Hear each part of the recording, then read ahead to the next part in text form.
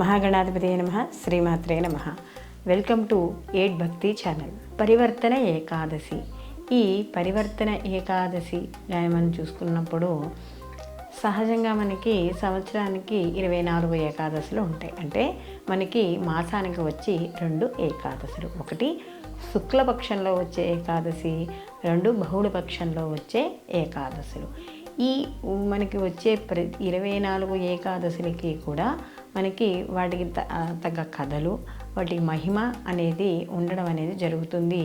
ప్రతి ఏకాదశికి కూడా ఒక ఫలితం అనేది మనకి కనపడుతూ ఉంటుంది. అయితే మనకి సంవత్సరం మొత్తంలో కానీ చూసుకున్నప్పుడు శ్రీ మహావిష్ణువు ఆషాఢ శుద్ధ ఏకాదశి నుండి మనకి కార్తీక శుద్ధ ఏకాదశి వరకు కూడా ఈయన యోగ నిద్రలో ఉండడం అనేది ఉంటుంది. దీన్నే మనకి పీఠాధిపతులు కానీ సన్యాసులు కానీ గృహస్థుల్లో కొంతమంది కానీ సన్యాస దీక్ష అంటే ఈ చాతుర్మాస దీక్ష చేయడం అనేది కనబడుతూ ఉంటుంది. అయితే ఇక్కడ మనకి పరివర్తన ఏకాదశి అంటున్నాం కదా. మరి పరివర్తన ఏకాదశి అంటే ఏమిటంటే పరివర్తన అంటే కొంచెం మార్పు చెందడం.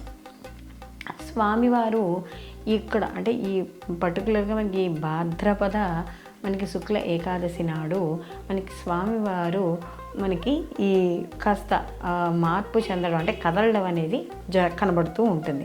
అయితే ఈ 4 మాసాలు కూడా చాతుర్మాస దీక్షగా మనం చేయడం అనేది జరుగుతుంది.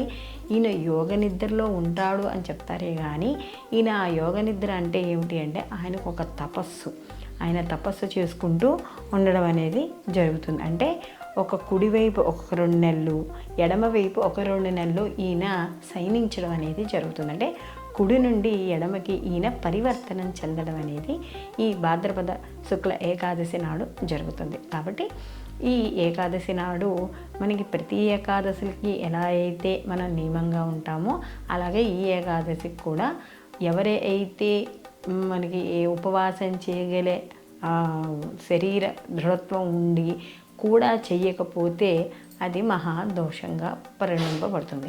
అంతేగాని ఏదైనా కాస్త బాలింత్రాలు కానీ లేకపోతే శరీరంలో కాస్త నిస్సత్తుగా ఉండడం, లేక పెద్దవాళ్ళు అయి ఉండడం, మరీ చిన్నపిల్లలు ఉండడం, ఇలాంటి వాళ్ళకి ఇవేమీ వర్తించవు. అయితే ఓపుకున్న వాళ్ళు మాత్రం తప్పకుండా ఏకాదశి వ్రతాన్ని, అందులో ముఖ్యంగా గృహస్థుడు ఏకాదశి వ్రతాన్ని అనేది పాటించాలి. ఇక్కడ మనకి ఈ ఏకాదశి వ్రతం కానీ చూసుకున్నప్పుడు ఈ ప్రతి ఏకాదశిలానే ఉదయాన్నే లేవడం, ఇక్కడ కాలకృత్యాలు తీర్చుకొని శుభ్రమైన వస్త్రాలు, ఉతికిన వస్త్రాలను ధరించడం, స్వామివారికి అభిషేకం కానీ అర్చన కానీ వ్రత రూపంలో కానీ అంటే సత్యనారాయణ వ్రతాల కింద కానీ లేకపోతే కనీసం నామజపం కానీ భగవన్నామస్మరణ కానీ లేదా దగ్గరలో ఉన్న విష్ణు ఆలయాలకు దర్శించడం కానీ స్వామివారికి తులసి మాలలు లేదా సుగంధభరితమైన పుష్పాలు సనజాజి, విరజాజి, మల్లె మనకి ఇలాంటివి దొరుకుతూ ఉంటాయి కదా. ఇలాంటివి మరువము ఇలాంటివన్నీ కూడా స్వామివారికి సమర్పించడం ద్వారా మనకి ఈ యొక్క ఏకాదశి ఫలితంలో ఒక భాగం మాత్రమే. మరి ఇవేమీ మాకు దొరకకపోతే స్వామివారి అనుగ్రహం కలగదా? కలుగుతుంది. ఎప్పుడు అంటే ఖచ్చితంగా ఉపవాసం అంటే మనం ఉపవాసం చెప్పేటప్పుడు కూడా ఏం చెప్తున్నాం? స్వామివారికి అంటే ఉపవాసము భగవంతుడికి దగ్గరగా ఉండడం అంటే భగవన్నామ స్మరణ చేసుకుంటూ ఉండడం. ఏమీ చేయలేని వాళ్ళు కనీసం భగవన్నామ స్మరణ చేసుకున్నా కూడా ఎవరైతే ఉపవాసంతో ఓపికతో ఉన్నవాళ్ళు ఉపవాసం చేశారో అంత ఫలితం కూడా కలుగుతుంది. కొంతమంది ఈ భాగవత సప్తాహంలో మనం మామూలుగా సప్తాహ పారాయణ కింద చేసుకోవడం లేకపోతే ఏదో ఒక ఘట్టాలు చదువుకోవడం భాగవతంలో ఇలాంటివి కూడా చేయడం కూడా అంతే ఫలితాన్ని ఇవ్వడం అనేది జరుగుతుంది. అలాగే ఈ ఉపవాస దీక్ష ఏకాదశి ఉపవాసం ఉన్న తర్వాత ఉండలేని వాళ్ళు సాయంకాలం అల్పాహారాన్ని కూడా స్వీకరించవచ్చు.